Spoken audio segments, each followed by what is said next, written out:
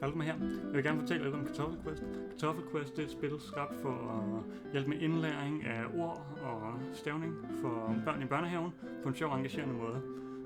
Tanken er, at en pædagog vil sætte sig ned med et barn eller flere børn, og så vil hun for eksempel læse det her højt og fortælle, at spillet det går ud på at finde frugt og grøntsager og objekter, der ikke passer ind.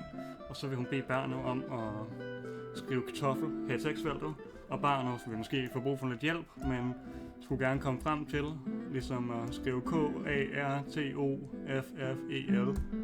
Så står der kartoffel, og så kommer man ind i spillet, hvor man her ser nogle objekter, der tydeligvis ikke passer ind, og så ser man det her jordbær her.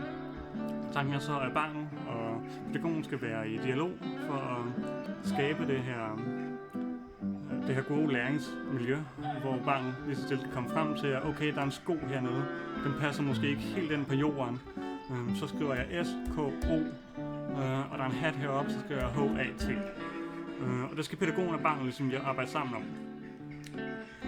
Der skrives også for eksempel jordbær.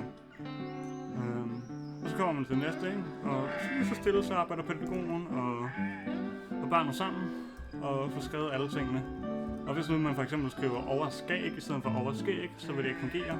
Og så kan pædagogen sige, ej, det staves altså med E. Og det er ligesom tanken bag på Kartoffelquest.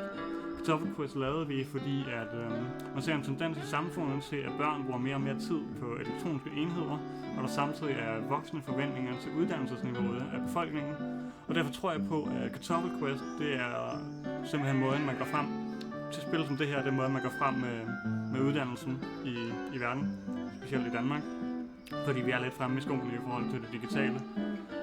Fordi det simpelthen forbinder de her spil, som alle børn får lov til at spille efterhånden, med indlæringen, og på den måde så er de interesseret i det, de laver, og lærer noget. Så ja, Kartoffelquest, det tror jeg er et godt svar på udviklingen i samfundet, og derfor skal jeg bakke det her projekt.